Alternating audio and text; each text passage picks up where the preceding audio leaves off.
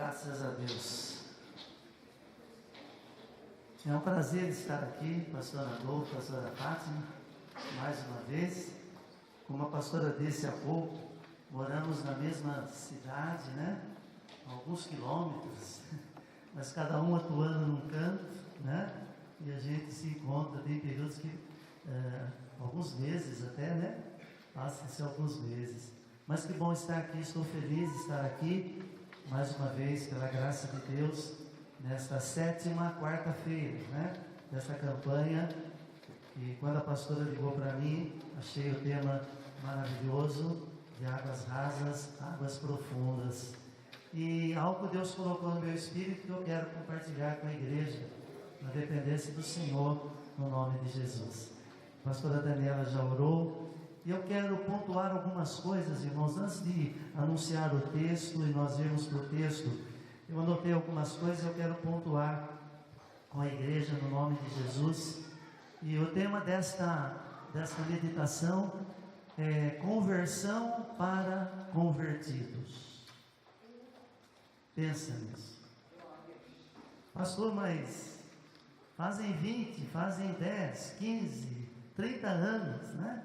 Eu tenho certeza que eu nasci de novo. Sim, é verdade. Mas o texto vai mostrar, irmãos, que nós temos que diariamente nos derramar diante do Senhor. E como no Salmo 139 nós encontramos o salmista naquela declaração: sonda-me, ó Deus, sonda-me, ó Deus, vê se há em mim algum caminho mau e guia-me pelo caminho eterno. Então, queridos, esse é o tema da nossa meditação: conversão para convertidos. Mas eu quero pontuar algumas coisas antes do texto. No livro A Psiquiatria de Deus, irmãos, nós encontramos lá a meditação do Salmo 23, verso por verso, e outros capítulos também. Mas tem uma história lá que marcou o meu coração, e eu anotei como entendendo que o Senhor queria que eu mencionasse para você nesta noite. E a história relata o seguinte: lá estava um senhor, um jovem, e um senhor já idoso, e ambos estavam numa plataforma, e o Salmo 23 era a pauta daquele dia, o Salmo 23. E de repente, aquele jovem, com toda a técnica de oratória, ele sobe na plataforma, ele começa, naquela empolgação, toda a técnica de oratória, ele começa a recitar o Salmo 23, o Senhor é o meu pastor. E quando ele termina a sua apresentação, aquele auditório foi tomado, foi tomado assim por muito entusiasmo, e todos aplaudiram e realmente reconheceram a técnica, reconheceram que aquele moço estava preparado, toda a técnica de oratória para apresentar, declamar o Salmo 23. Logo em seguida, veio aquele senhor, o senhor idoso, apoiado, ele veio lentamente apoiado na sua bengala, e lá no livro nós temos esse relato, quando ele começa com voz embargada, com voz fraca, ele começa a dizer: o Senhor é o meu pastor e nada me faltará. Quando ele termina, irmãos, um silêncio profundo tomou conta daquele auditório, todos impactados, todos ficaram como ali paralisados diante daquela palavra daquele homem idoso. E o moço vem, toma a palavra e diz assim: quando eu estive declamando, vocês aplaudiram e vocês reconheceram o talento em mim, mas eu quero dizer uma coisa: eu conheço o Salmo, e ele, o Senhor, conhece o pastor do Salmo. E é isso que vai fazendo toda a diferença na nossa vida, irmãos. Porque, queridos, nós ensinamos o que nós sabemos, mas nós geramos o que nós somos. O moço conhecia o Salmo, mas aquele senhor idoso, ele conhecia o pastor do Salmo. Então, queridos, na minha vida, na tua vida, não importa quanto tempo o Senhor resgatou a tua vida, quanto tempo você nasceu de novo, nós vamos ensinar o que nós sabemos, mas nós vamos gerar nas pessoas o que realmente nós somos. Porque conhecimento por conhecimento vai gerar soberba, arrogância. Mas uma vida depositada aos pés do Senhor vai trazer impressões de Deus aos corações que nos acompanham, começando dentro da nossa casa, irmãos, se estendendo na nossa parentela, se estendendo na igreja onde estamos plantados, e a caminhada é outra. Conhecer o Senhor, conhecer o pastor é uma coisa, conhecer o Salmo é outra.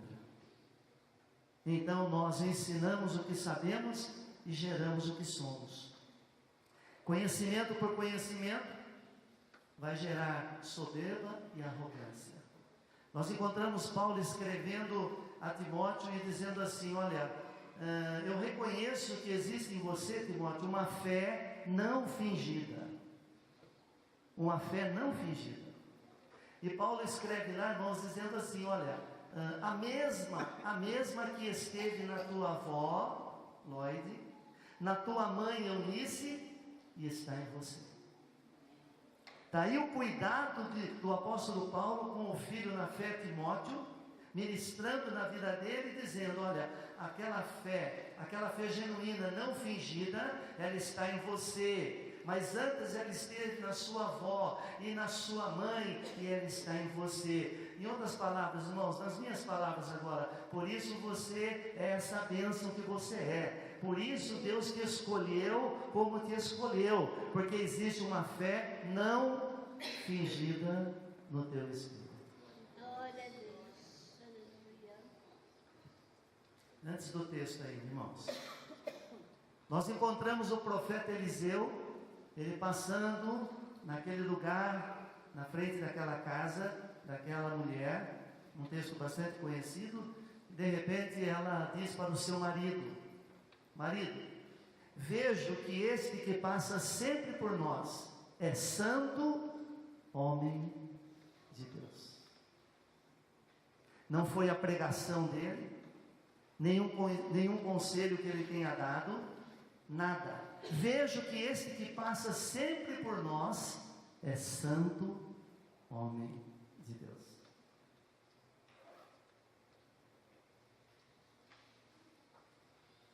Santo homem de Deus. Por que nós estamos aqui, irmãos? Não importa a idade que nós temos, por que nós estamos aqui? Estamos aqui para despertarmos fome por Deus na vida das pessoas. Impressões de Deus, irmãos, devem fluir do nosso coração, atingindo os corações. Não é no muito falar, não é no muito gesticular, não, nada disso. Trata-se de impressões de Deus no nosso espírito, alcançando, atingindo os corações. Eu me lembro quando eu cheguei na primeira igreja, irmãos, algum tempo atrás. Esses dias eu fiz aniversário, né, irmãos? Então, eu vou falar, vocês vão fazer a conta, vai dar tudo certo. Eu cheguei com 5 anos lá na igreja com a minha avó, minha avó liberta do espiritismo, e agora uma vida de oração, e ela foi o canal de Deus na vida de todos nós. Naquela época, uma senhora idosa podia andar nas ruas de Rio Claro. Eu estou voltando a 55 anos atrás.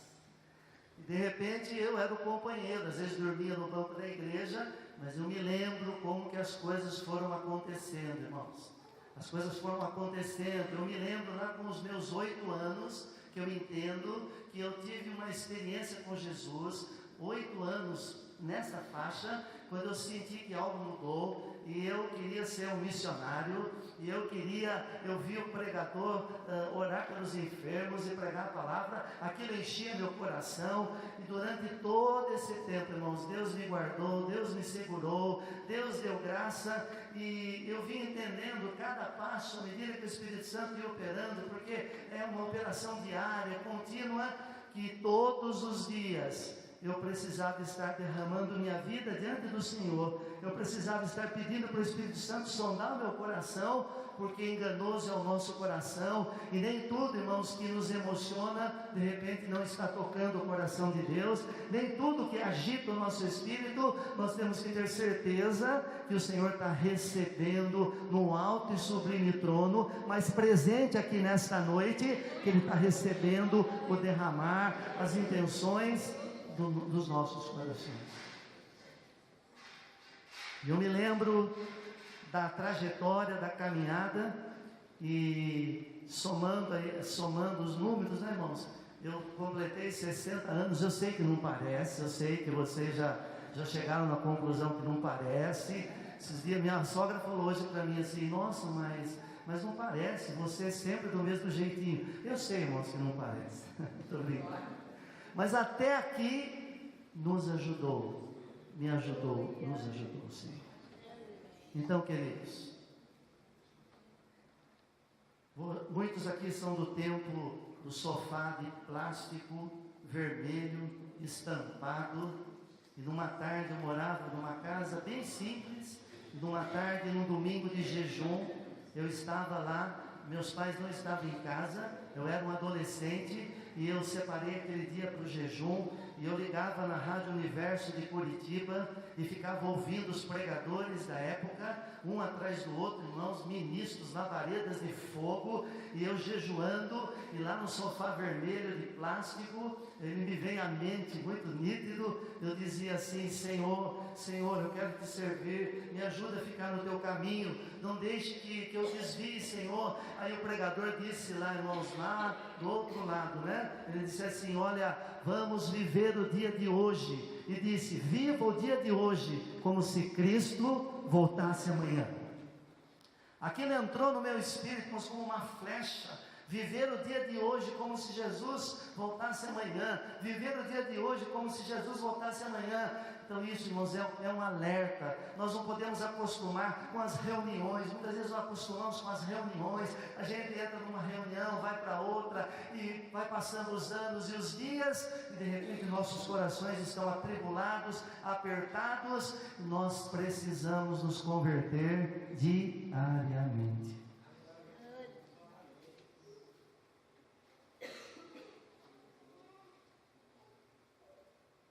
Não basta, estou pontuando algumas coisas para a igreja, não basta ter luz na cabeça, é necessário ter fogo no coração.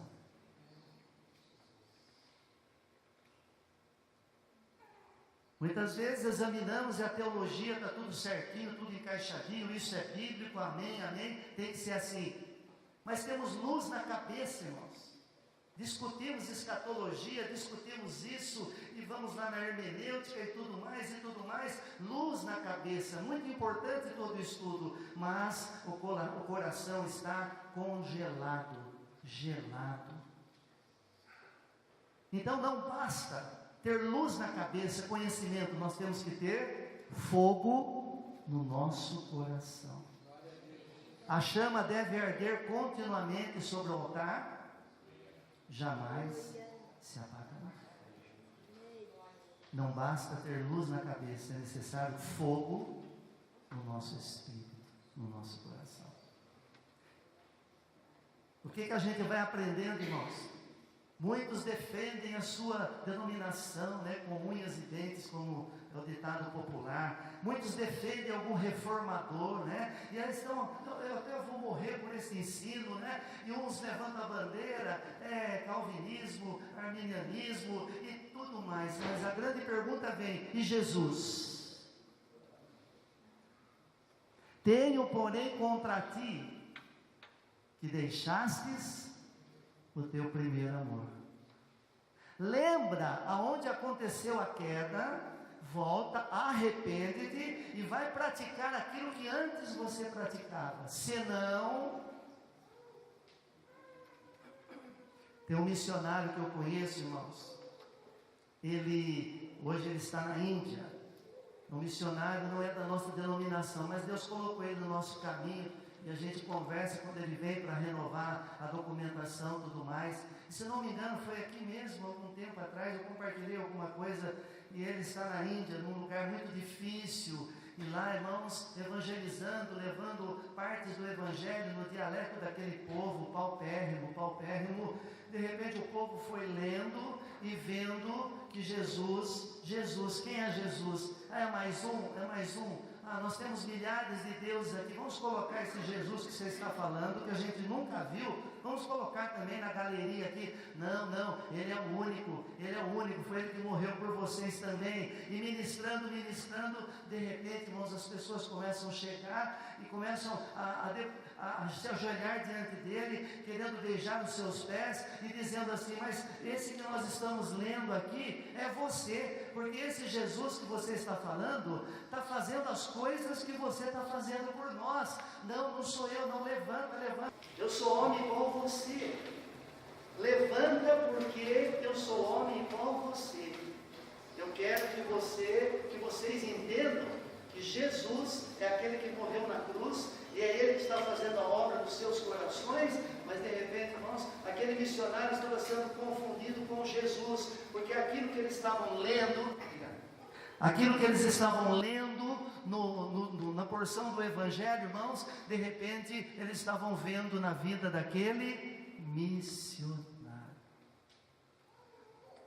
E esse mesmo missionário dizendo assim: olha, Senhor, se o Senhor precisar do meu sangue, eu estou obedecendo o teu chamado, se o Senhor precisar do meu sangue, ou seja, o que ele está dizendo, se for necessário morrer pelo Senhor, lá no meio dessa tribo, dessa gente paupérrima, dessa gente que está perturbada, desenganada, eis-me aqui, Senhor.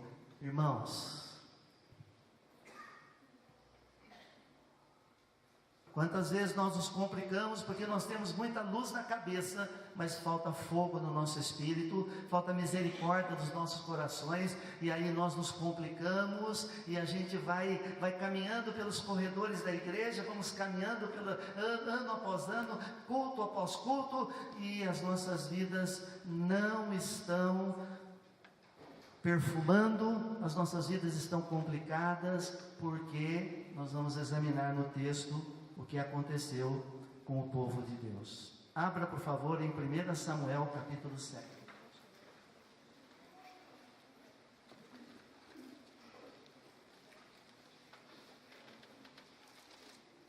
Conversão para convertidos.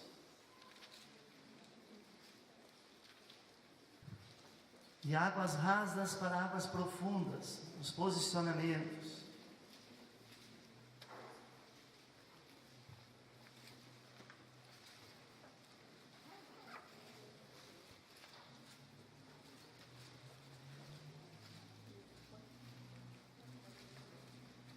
Primeira Samuel, amém, irmãos? Capítulo 7, verso 1.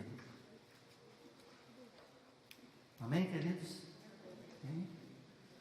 Então vieram os homens de Kiriat Jearim e levaram a arca do Senhor à casa de Abinadab, do outeiro, e consagraram Eleazar, seu filho, para que guardasse a arca do Senhor. Sucedeu que, desde aquele dia, a arca ficou em Kiriat Jearim, e tantos dias se passaram, que chegaram a 20 anos, e toda a casa de Israel, veja bem, irmãos, toda a casa de Israel dirigia lamentações, súplicas ao Senhor. Quantos anos? 20 anos.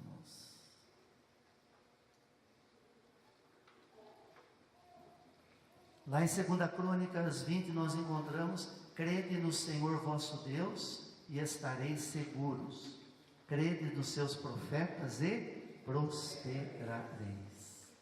Estamos vendo aqui no texto, irmãos, povo de Deus, casa de Israel, 20 anos dirigindo lamentações, súplicas ao Senhor. Aí um homem de Deus, boca de Deus, chega no versículo 3: falou Samuel a toda a casa de Israel, dizendo: se é de todo o vosso coração que voltais ao Senhor. Estavam longe, casa de Israel, povo de Deus, estavam longe do Senhor. Que voltais ao Senhor, tirai dentre vós os deuses estranhos e os astarotes, e preparai o vosso coração ao Senhor, e servi a Ele só, e Ele vos livrará das mãos dos filisteus. Servir ao Senhor com exclusividade.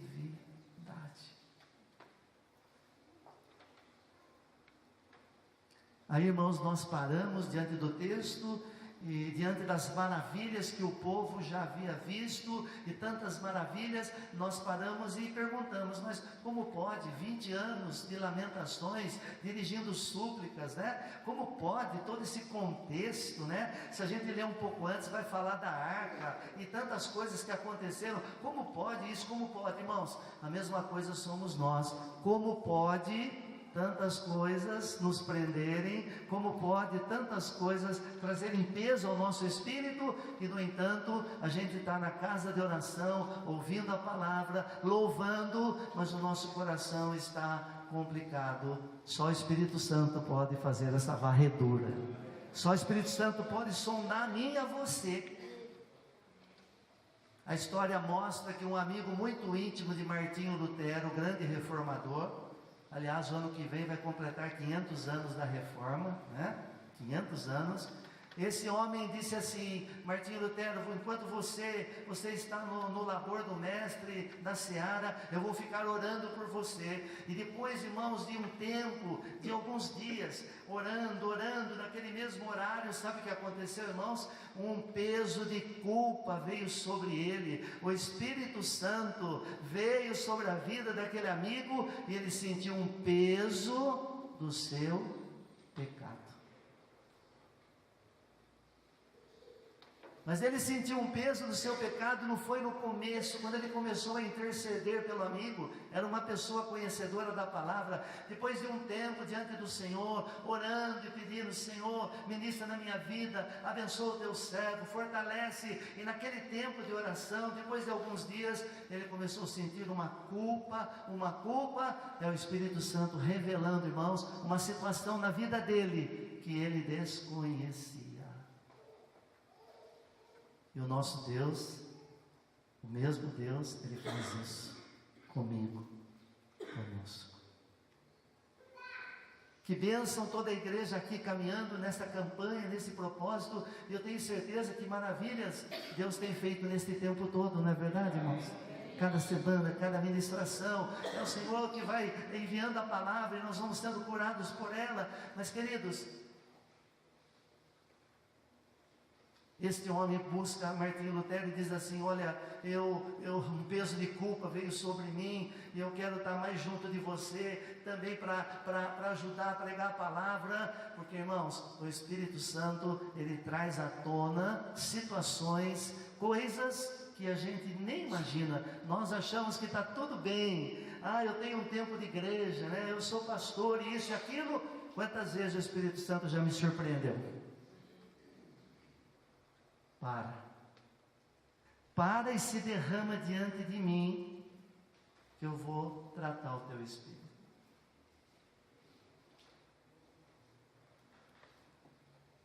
Eu me lembro algum tempo atrás, irmãos, uma tempestade muito forte, eu estava lá sozinho, lá na igreja, e eu fui orar, e orando, e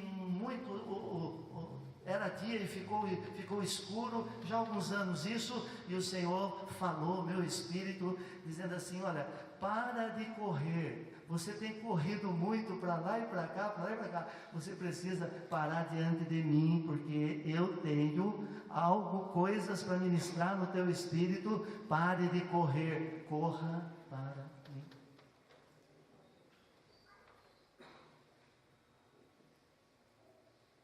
Eu me lembro no começo da década de 90, irmãos, no Instituto Bíblico, era um Instituto Bíblico aqui em Rio Claro, interdenominacional, que nós éramos vistos Nós, alguns irmãos, éramos vistos como pentecostais, e eles sempre olhavam para a gente, achando que a gente estava sempre com alguma heresia em mente, mas o tempo passou, irmãos, e lá nós fomos tratados, e a gente enfrentou uma batalha tremenda, principalmente no primeiro ano, quando todos olhavam para a gente, porque eles tinham luz na cabeça, mas não tinham fogo no coração, e olhavam para a gente com desdém. Mas passou o primeiro ano, e o Senhor foi revertendo a história, porque a gente não queria somente ter luz na cabeça, nós queríamos ter o fogo do Espírito Santo no nosso coração. E toda a diferença foi feita para a glória de Deus, que aquela turma, eu e mais alguns irmãos, que éramos tidos como pessoas pentecostais, que tem alguma heresia no coração, as maiores notas, pastora, as maiores notas. E para completar, irmãos, sabe quem foi o orador da turma 4 anos depois? O pastor lá, o diretor me escolheu para ser orador da turma. Nós temos que ter fogo no nosso coração, luz na cabeça e fogo no nosso espírito, irmãos. Que a gente vai ter misericórdia, o nosso olhar vai abençoar, o nosso abraço vai abençoar.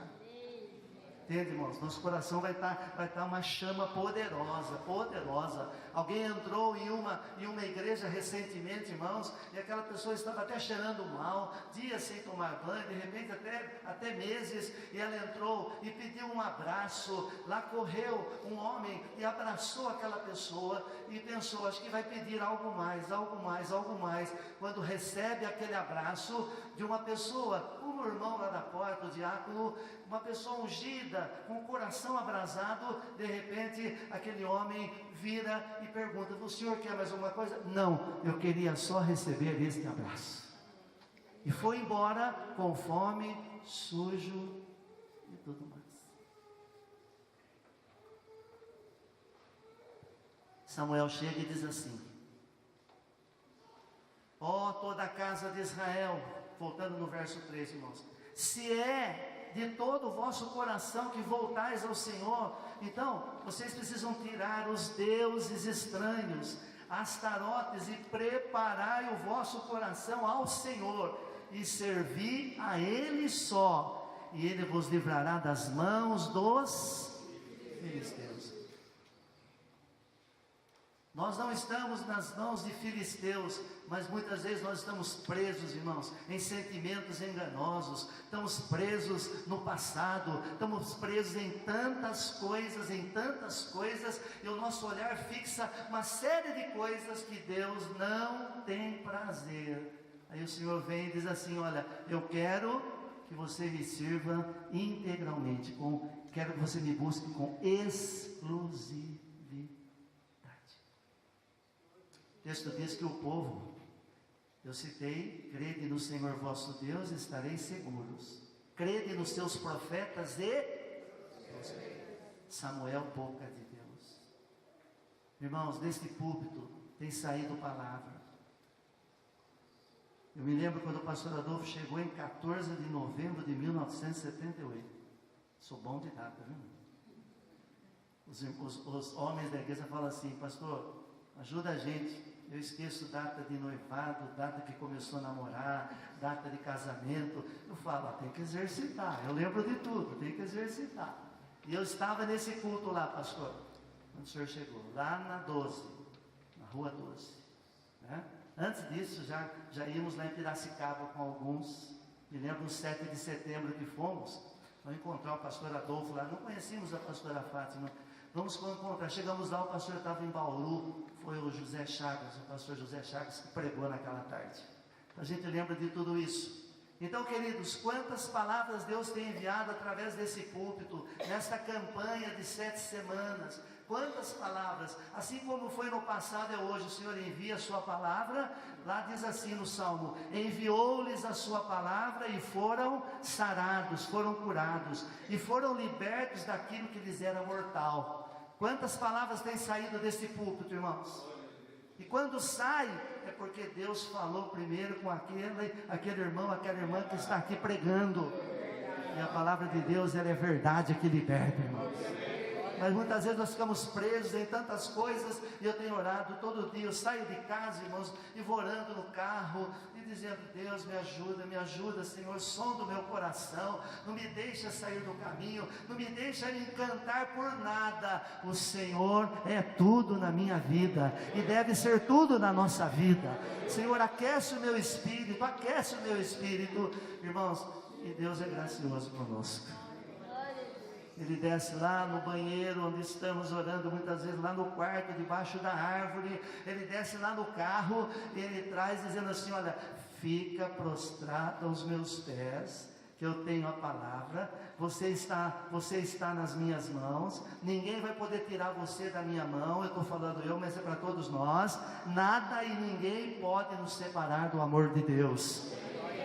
Então nós precisamos de posicionamentos, e eles estavam o quê? Se posicionando. Irmãos, 20 anos, casa de Israel, 20 anos, irmãos, casa de Israel, e Samuel chega como boca de Deus dizendo: vocês precisam se posicionar. Deuses estranhos, que isso? Vocês conhecem Jeová, os feitos de Jeová, as maravilhas do Todo-Poderoso, e agora deuses estranhos no meio de vocês. Então os filhos de Israel, verso 4, irmãos, tiraram dentre si os Baalins e os Astarotes e serviram só ao Senhor. Vamos dizer: e serviram só ao Senhor.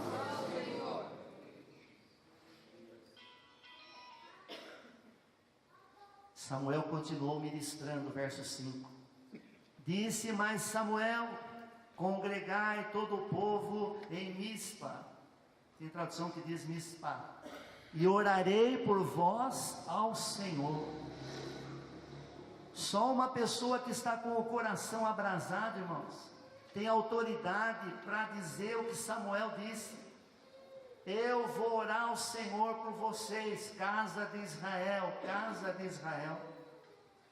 Congregaram-se em Mispa, tiraram água e derramaram perante o Senhor. Esse tirar água e derramar, irmãos, é um simbolismo de humilhação. Eles estavam se humilhando, eles estavam se debruçando, eles estavam se prostrando, se humilhando diante do Senhor, por tirar água. E a Bíblia diz assim, que eles jejuaram aquele dia e ali disseram: pecamos contra o Senhor. E Samuel julgou os filhos de Israel em Mispa. Quando, pois, os filisteus ouviram que os filhos de Israel estavam congregados em Mispa, subiram os príncipes dos filisteus contra Israel, o que, ouvindo os filhos de Israel, tiveram medo dos filisteus. Então disseram os filhos de Israel a Samuel: não cesses de chamar, de clamar ao Senhor nosso Deus por nós, para que nos livre da mão dos filisteus. Tomou, pois, Samuel um cordeiro que ainda mamava, e o sacrificou em holocausto ao Senhor. Clamou Samuel ao Senhor por Israel, e o Senhor lhe respondeu. Quantos anos, irmãos? 20. Vai refletindo sobre isso, irmãos. 20 anos de lamento. De repente você até no teu espírito dizendo: de fato, parece que minha vida não muda. Não é isso, irmãos. Nosso Deus é o mesmo. Hebreus 3,8 diz que Jesus Cristo é o mesmo ontem, hoje e eternamente. O Senhor habita num alto e sublime trono, mas Ele vem estar com o contrito, com aquele que se arrepende, com aquele que clama por misericórdia.